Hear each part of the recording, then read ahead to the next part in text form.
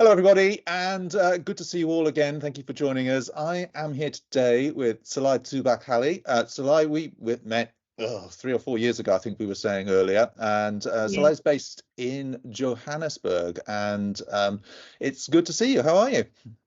I'm fantastic. Good to see you too, Paul. We made it through COVID. Yay! Well, you guys had a tough time with COVID, so I know it wasn't We great here, but I mean, you weren't even allowed to have alcohol, I understand as well. That was banned, so I don't know quite how I'd cope, but That's okay. I quit anyway, so it's fine. oh, you're far healthier than me then in that case. Um, but anyway, thank you for joining us, and thank you for joining us and our mission colleagues who are watching this. And I really wanted to have a chat with you really about South Africa and your career, because you've done some amazing things, and Yeah. you've got a great overview, not just of the South Africa bit of the industry, but also you've worked up country, so you've got a bit more of a continental overview. So we're hoping we could share some of those views, comments, and insights with our colleagues on the call.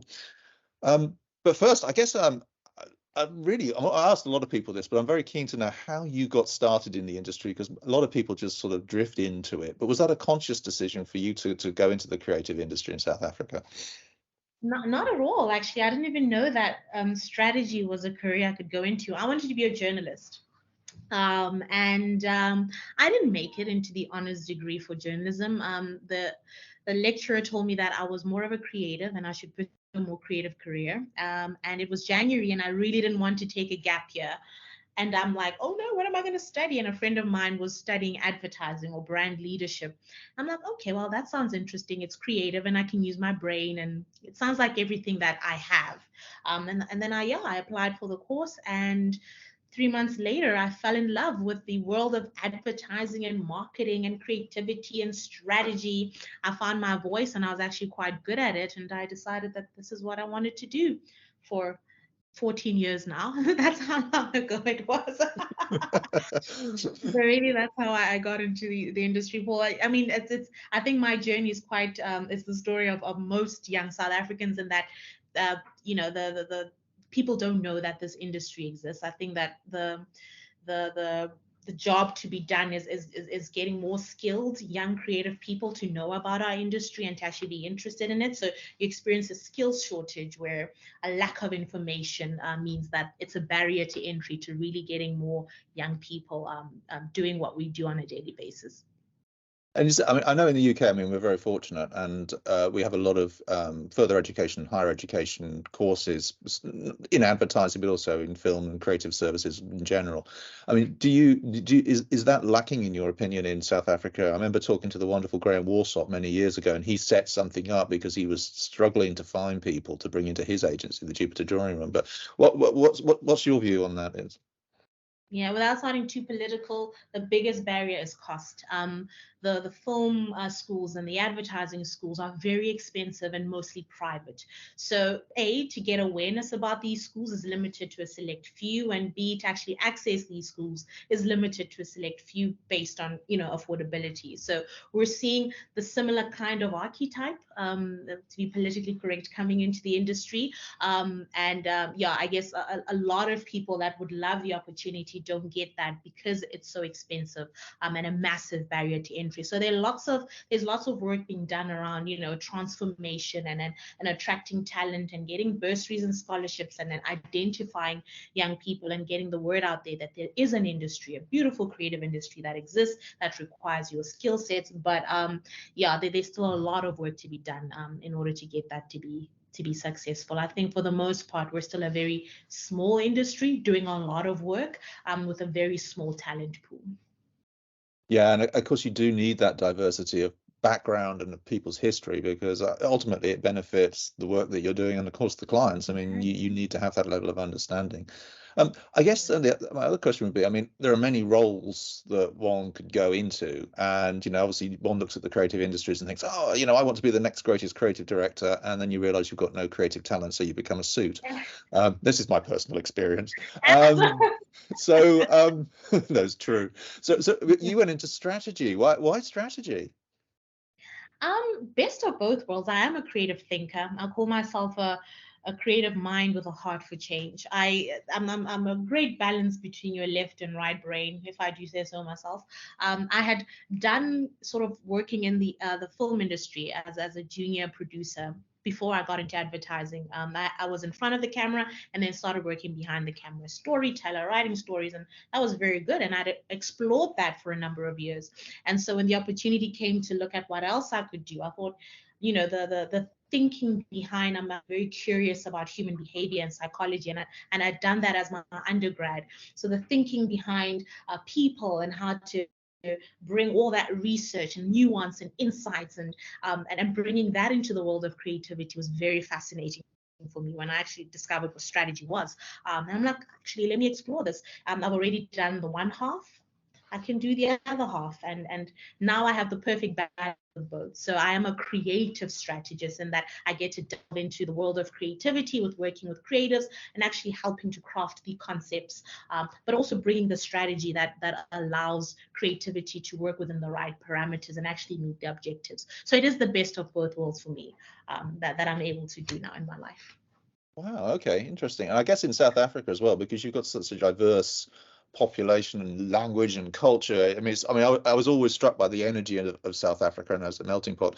I mean, it must be really hard to pin anything down in terms of a target market or target audience. I mean, it's such Yeah. a vibrant place. It is vibrant. I think for any creative and any strategist working in South Africa, it's probably the best training ground. Working with such diverse markets, you are trained already from the get-go to segment and work with diverse markets, understand different nuances. You cannot be a black strategist that does black strategies for a black market, because black is such a diverse concept in South Africa as well. There's Zulu and Xhosa and cosmopolitan and rural, and you really need to deep and dig and then find the nuances for each target audience in order to connect the brands authentically with the people that they're trying to speak to. So, you get trained to think like that. So when you go into other markets that are a little less diverse, it feels a little bit easier to do the work. But it's so much more exciting to be able to do work in this country where, diversity is constantly challenging. It's beyond just millennials and Gen Zs. Gen Zs themselves are a diverse market as well. So it's diversity upon diversity, nuance upon nuance, insight upon insight, and constantly changing. And you have to work in that kind of constant change and still make sure that you're meeting the objectives and not bringing about fluff. Because South Africans are also quite if you're not speaking to them correctly and you're misrepresenting them, they'll come for you. So you have to make sure you're getting it right. I find that hard to believe after experience. Yeah. So when you've now been working in the industry for 15 or so years, yeah. So Yeah. and you've met a lot of fantastic people, and I no doubt had some amazing experiences. But who would you say, either in South Africa or externally to South Africa, probably influenced your work the most in the industry? I've been asked this question a few times and I haven't been able to come up with a single name. I think beyond just a person, for me, it's human beings. I'm very, very fascinated by how we think, by our behaviors. The Gen Z generation, for example, is complete. It's a novelty for me. I don't understand how they think. And then you get alphas, and then you get Latwizis in South Africa, which is a younger generation. And how technology and the relationship with having technology and how young people growing up in this new world and how they think and how they feel, and even though the impact of COVID and mental health and the psychology of human beings, and how we go about recreating our own world. For me, that's constantly a fascination that inspires me to do more of what I do and to connect with humanity, essentially. So for me, it's the human being. You inspire me, Paul. You're too kind. I've never been called an inspiration. Many things, but not inspirational. Oh, there you go. It's on video. It's recorded. Yeah. Yeah. Great. I mean, as I said, I mean, you've got a long career, and but what, of all of the things you've done, is there a standout thing that you're the most proud of? Something that you look back on and go, I'm so glad I did that. That's something that's great. It's yet to launch, but I'm proud I did that. And being asked to do it was quite an honor. So I was asked by United Nations Women and the government of South Africa to do the national strategy on gender-based violence. During COVID, the numbers were staggering. I think I'm after a while being in the industry, you really want to do work that has value and that has purpose to it. And so to sit back and do a communication strategy that brings our creative industry into the world of real problems that we can solve, and being asked to spearhead that was exciting for me, and yeah, it meant a lot.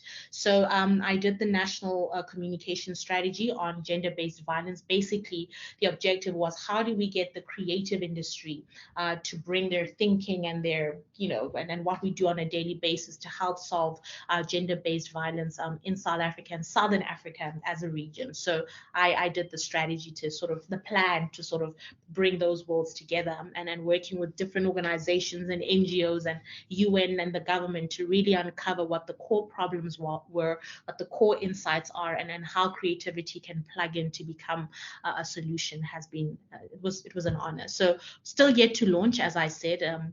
So yeah, excited to see the impact that can have. Is that something that, I mean, you speak about that with a lot of passion, and understandably so. And is that something that, as a, because we're often accused in the creative industry of selling too many cornflakes and, encouraging consumption when we should be looking at saving the planet. And all of this is right, of course. But is this an area that you feel that, the creative industry could do more in, to raise awareness? Because again, it's quite a tricky thing, because, we talk about these types of issues, and we have a campaign mentality with a start, beginning, and an end, and usually that's 3 months, and then we're measured on it. But this stuff has to have longevity to it by the very nature of the fact that what we're trying to deal with and solve. So is this something that really excites you for that reason? Yeah. For that reason and more, to be honest, I think living in Africa as a continent, problems are it's a norm, and to not be touched by it, to not want to be a part of solution is something that, I find quite difficult. I think it's in your face on a daily basis. Currently, we have load shedding, for example, where on one second I'm talking to Paul about AI and then the future of AI, and then I don't have electricity. It's weird.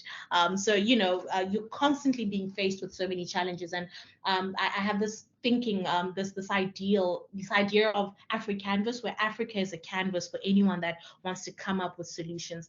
And I do believe that fundamentally creativity is that. Creativity is about solving a problem, and how we do so is very creative. Some of the best campaigns that I've seen, and some of the best solutions, to your point, that go beyond just a 3-month on and off campaign, have been in the creative industry. And so it just showcases the power that creativity has to have an impact in the world. So yeah, I think a lot of creatives that I've met would love to use their skill sets to do something of value. I think it is fun for us to sell cornflakes and toothpaste and find different ways of doing it. But we also look for meaning. I think it's innate to humanity and human beings to go, how am I adding value to the world? And to be able to do that is something that I think brings humanity back into the work that we do. So yeah. Cool. And I guess no, so I'm changing the subject completely and moving on. In your career, has there been a moment that, because I'm very conscious of the fact when we do these types of conversations with people, and we talk about, I talk to people who have done great things and amazing things, but also I know personally that I've had those moments where I've gone, oh my God, what have I done here? And it's either, been an honest mistake, or it's something I really shouldn't have done. Is there a moment for you where something has gone horrendously wrong? And be honest, please. And you think, oh my God, I wish I hadn't done that. And that's the end, because it's quite inspirational. I'm a big believer in learning from mistakes as much as one learns from, the great things that happen in one's career. I wouldn't say the result was not horrendous. We just sort of ticked the box and carried on. I think working outside of South Africa and working with other African countries, the arrogance of thinking that once you understand South Africa, then you can cut paste your solutions into Nigeria or Zambia. That arrogance, I was really humbled when it didn't work, when I had to do the due diligence of actually understanding a different market. Africa is not one country. It's got its nuances and its differences. As much as South Africa is diverse, Nigeria, Kenya, Zambia are diverse within themselves. So to step back and actually do the due diligence of understanding another African market as an outside, and actually being humble enough to say, I don't know about what the nuances of Nigeria are, and having to step back and spend more client money, which was not necessary, to actually go and do the research that was required to actually get to real nuance and insights. So luckily the campaign did not go live before we got to that humble phase, but I think that was a very big lesson for me to learn. Not a spray and pray approach. Go into the market and understand who you're speaking to. Well, yeah, and and sort of certainly my experience over the years, you're not alone in that approach by any stretch of the imagination, and guilty as charged. But equally, I mean, people do look at Africa as a continent, as well as a single entity, and don't understand the diversity that goes from one country. But even within one country, I mean, the expectation is, oh yeah, it's Nigeria, everybody speaks this and everybody does that, but that's not the case. And I know what a few years ago you set up something called the Strategy Network, didn't you, across Africa? Can you tell us a little bit about that? Because I was always fascinated by this. Yeah. So yeah, I had worked with pretty much every multinational in South Africa and independent agencies, and I had worked with every template, strategic template, and I a lot of it was globally defined, and I really wanted to do work that was defined by independent thinkers, strategic thinkers, so that we could collaborate with and actually come up with nuanced and insightful solutions. So to the point where I was humbled, if a client comes in and they're looking for work that goes across different regions, I wanted to bring together those different thinkers. So a Nigerian strategist and a Kenyan strategist. Hells, we just finished a campaign with a South Korean agency, and to work with thinkers within that market and to collaborate with them. It's fascinating because the result that comes out is fit for market. It's nuanced. It's right. But also you learn and you grow at the same time. And I don't even think your big multinationals do that right, and that the offices are quite siloed as well. You don't actually get independent thinkers that want to learn from each other and constantly are able to do so. So the strategy network was built with that in mind. How do I bring together different thinkers from Africa and around the world to actually come up with solutions for brands that are nuanced and beautiful and different, because you've got different thinkers in one room. So for me, that was the idea. And you break templates go out the door because you have different people with their different ways of working, and the result is fascinating.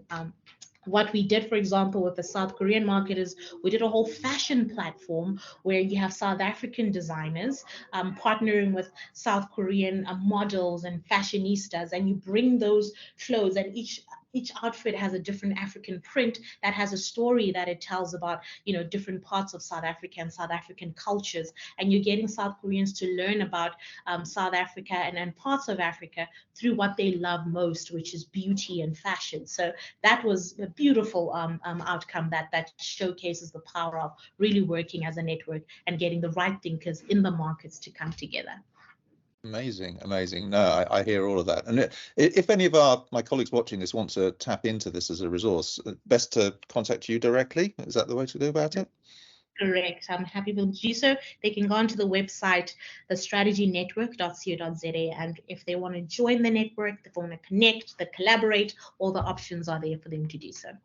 Amazing. We'll put that up at the end on a thing so people can see it. I mean, changing the subject again slightly, but not too far. We live in interesting times. I know everybody says that. And South Africa for sure has had its share of interesting times, turmoils and ups and downs. What's your take on South Africa at the moment as a place? If anyone was potentially looking to come and work in the creative industry there, I mean, I've been down. It's been a very vibrant and exciting place, but you're always conscious of the fact it has unique challenges, as anywhere does. But what's your view on South Africa at the moment and where it might be going in the next 6 to 12 months? Yeah, the South African tagline, brand South African tagline is a country that is alive with possibilities, and that still remains. I think even post COVID, you have a resilient nation that is vibrant, that is quite exciting and challenging. I think if you want a challenging environment in the sense that challenge your creativity, work with diversity, and really just a way when you're creating from a place of necessity. There's something quite raw and beautiful about what you're creating and who you're creating it for. Where it's not a nice to have. Sometimes the creativity is quite, as I said, it's raw. It's meeting certain human needs that are, to a degree, sometimes are fundamental and basic, and it takes you back to a really exciting place as a creative. The vibrancy is just the heartbeat of our nation. I think it's anyone that comes to South Africa, beyond what you hear in the media and the news about crime and this and that, it really is one of the best places to be. The soul of and then the Ubuntu, which is I am because you are, the cradle of humankind and the source of humanity that you experience here. It really is it makes you feel alive.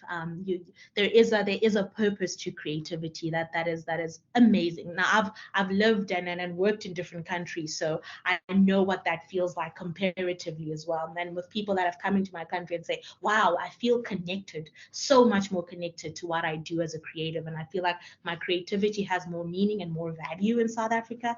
So yeah, that for me is it's the best way that I can describe what it would be like to come. So I would encourage anybody, to be honest, to come try it out. It's an experience like no other. And yeah, please do. And we can swap. I can come to your market too to learn something new, but it's fantastic. Yeah. Yeah, no, I was going to ask you that because you've set up your strategy network, you've set up an agency, the Odnum, you've worked big agencies, small agencies, you've been all over South Africa, and you're recognized as, the leading strategist probably in South Africa at the moment. So what does the future hold for you now? I mean, what are your plans?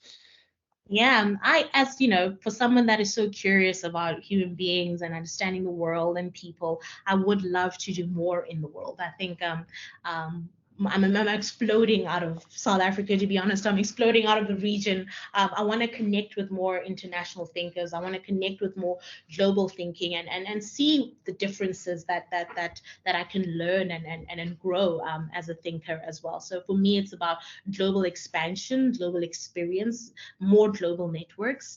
And just to see how far creativity can go. Maybe I'll be one of the leading strategists in the world.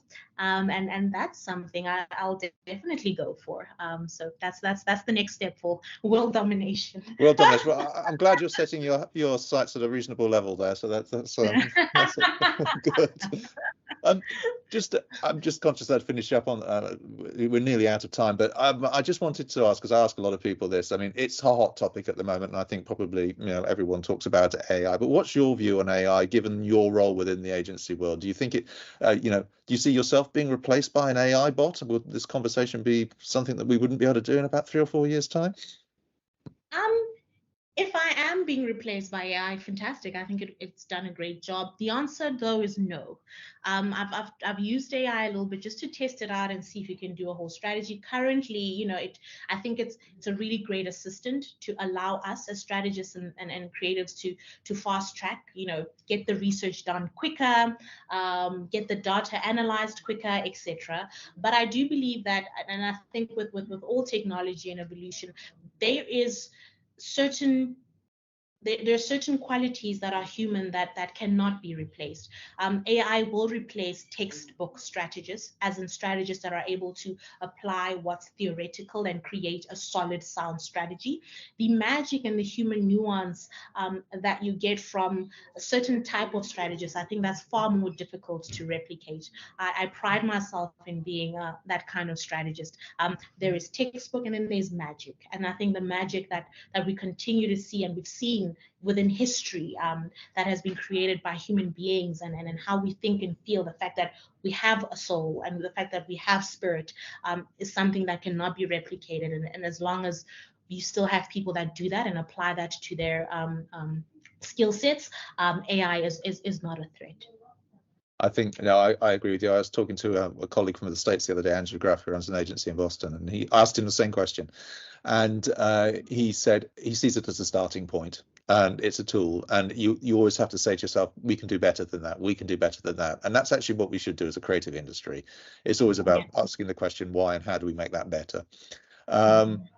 This has been great. It is always an inspiration to talk to you, and it's lovely to see you again. And I thank you so much for your time. And I wish I was down in South Africa. I know it's the wrong time of year because it's cold down there at the moment. And I usually come down in March because it's about the right time for me. It's warm. But I really. Our weather currently, you would be walking around in shorts regardless. It's 22 degrees Celsius. It's quite nice. Okay, no, I can handle that. I can handle it. As a pasty Northern European, I'm not good in direct sunlight. I tend to wilt and then go red. But hey, this has been great to talk to you. Great to catch up. Thank you so much. And we'll put your details on the end frame. So if anyone wants to reach out to you, talk about Africa in general, the strategy network, and maybe pick your brains, that will be amazing. Fantastic. Thank you so much, Paul. Appreciated your time. No, my pleasure. Thank you.